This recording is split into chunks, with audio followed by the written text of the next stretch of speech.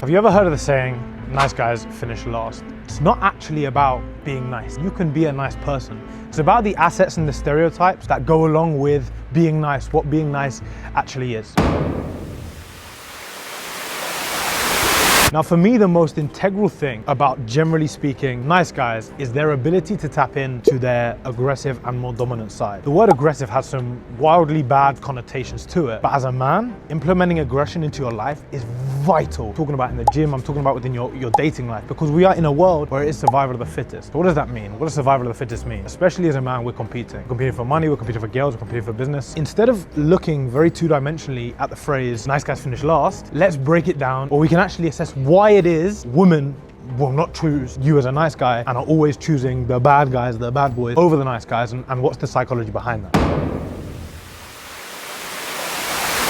So here's how it works. Nice guys are not equipped with the assets that makes a man desirable, the level of dominance, level of leadership, and the level of comfortability. The problem we have now is that girls insist that nice guys are desirable, but it's still, funnily enough, the nice guys that are sitting on the bench and not able to play.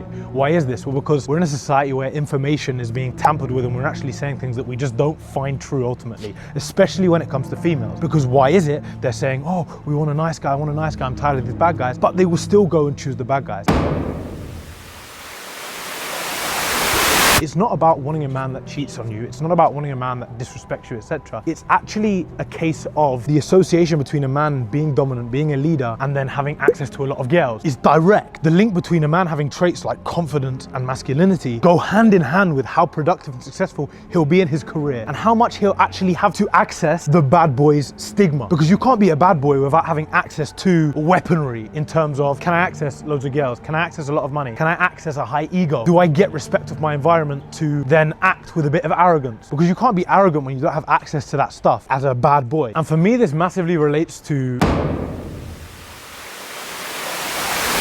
girls don't actually know what they want. The psychology is actually a bit deeper down than women think. Women think on a very, how do I feel, so what do I want situation. They feel shit because the bad guy cheated on her. So now I want a nice guy. But it doesn't work like that. A woman's needs are much deeper than that. And I'm talking about their needs of comfortability, security, their needs of being provided for. All of these things are on a much deeper level. And how do you actually access that as a woman? They don't realize it, but it's all about the level of confidence and the level of comfortability and dominance and self-assurance and ability to lead that a man has. These things directly correlate. When a man has his shit together, when a man has his life together, when a man is able to access that channeled aggression that makes him a better human being, he also becomes someone who can better off provide or create security for that woman.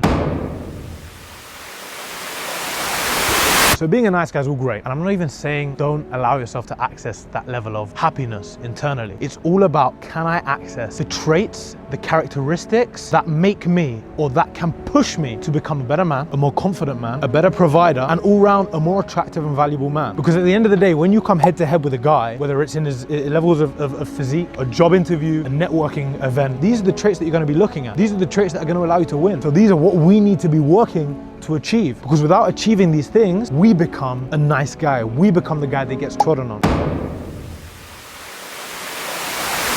So let me repeat to close this off and make it very, very clear. It is not about never being nice or never smiling in your life. Please continue to do all of them things if that's something you already carry, in your personality traits. It's about being able to access the channeled aggression, the levels of dominance and leadership to be the fittest in the survival of the fittest, whether that's for a girl, a job, or a business opportunity. We need to be able to access that. It's all through self-development. The art of locking in, being accountable, and taking ownership. The challenge I'm going to take or give to you is that you're going to look at your environment, see how you can make it stricter, more regimented and better, and take full ownership and full responsibility and full accountability for everything that happens in your life. Because as a man, when you start to take ownership, when you start to take responsibility, everything in your environment will improve. Starting with your level of dominance, your level of or ability to lead, and the actual attraction a woman has for you, because instead of being in the race of survival of the fittest, you are becoming the fittest. You're becoming essentially the king of the jungle. Whether your jungle's of 5 people or 1 million people, we want to be on top.